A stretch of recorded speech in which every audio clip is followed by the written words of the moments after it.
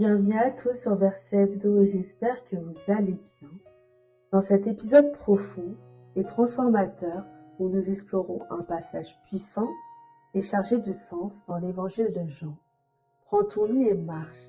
Ce passage nous révèle que le changement, véritable et durable, nécessite non seulement une foi inébranlable, mais aussi une action de notre part, même lorsque toutes les circonstances semblent être contre nous. Nous commençons avec les récits de Jean, où Jésus rencontre un homme malade à la piscine de Bethshéda. Cet homme est paralysé depuis 38 ans, une période presque inconcevable de stagnation, de douleur et de désespoir. Pourtant, Jésus ne s'attarde pas sur la condition de l'homme, ni sur ses lamentations. Au lieu de cela, il lui dit « Lève-toi, prends ton lit et marche ». Pourquoi Jésus le demande-t-il de prendre son lit? Le lit dans ce contexte symbolise bien plus que l'objet physique. Le symbole de l'histoire de cet homme, de sa douleur, de ses limitations, mais aussi de sa vie telle qu'elle était avant la rencontre avec Jésus.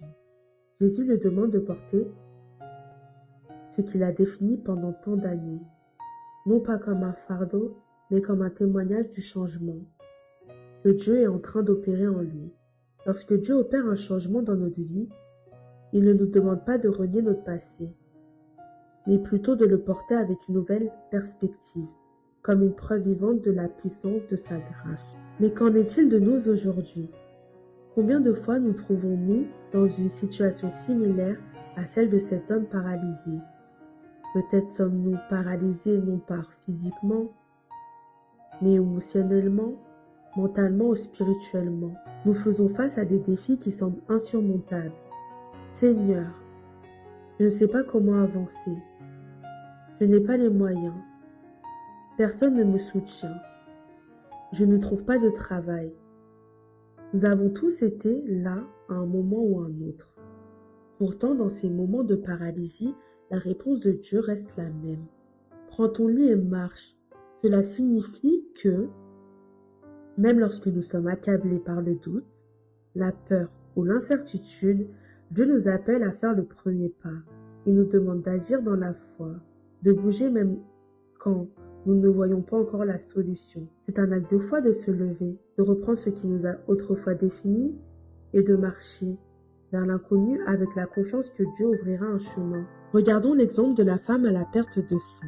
Pendant 12 ans, elle a souffert, cherchant désespérément une guérison auprès de nombreux médecins. En vain.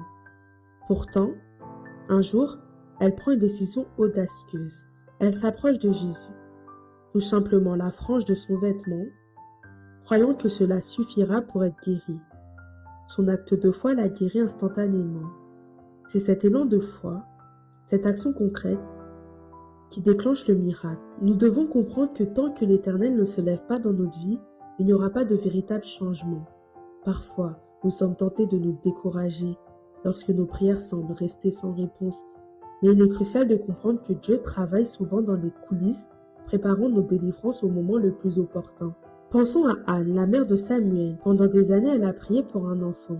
Affrontant la honte et le désespoir, malgré tous les efforts et les prières, rien ne semblait changer. Mais Anne a continué à prier avec ferveur, à chercher Dieu de tout son cœur, jusqu'à ce que finalement Dieu se lève et répond à sa prière. Sa persévérance a porté ses fruits et elle a donné naissance à Samuel, un des plus grands prophètes d'Israël. Ce que ces histoires bibliques nous enseignent, c'est que Dieu répond au moment parfait. Aussi longtemps qu'Ebenezer ne descend pas, le changement peut sembler hors de portée. Mais quand l'Éternel se lève, tout change.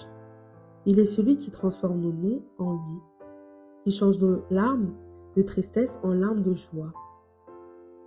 Seigneur, toi qui es notre secours, toi le soleil du matin, nous t'invoquons aujourd'hui.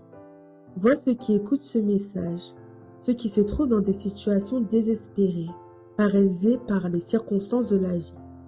Pour toutes les fois où ils ont entendu non, nous prions pour que tu leur accordes un oui.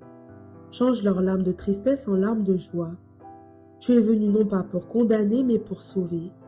Viens Seigneur à notre secours et apporte le changement dont nous avons désespérément besoin. Dans le nom puissant de Jésus, Amen. En conclusion, rappelez-vous que le changement dans notre vie commence par un acte de foi. Dieu vous appelle à vous lever, à prendre votre lit, à marcher, même lorsque vous ne voyez pas encore le chemin devant vous. Il est avec vous. Il interviendra en son temps parfait. Que Dieu vous bénisse et vous guide sur le chemin de la foi. À bientôt sur Verset 2.